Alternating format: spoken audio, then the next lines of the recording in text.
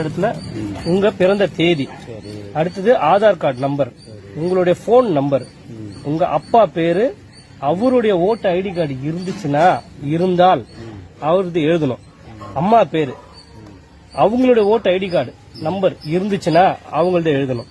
அப்புறம் துணைவியார், இவங்களுடைய பேரு, இவங்களுடைய ஓட்டு ஐடி கார்டு நம்பர் இங்க எழுதணும்.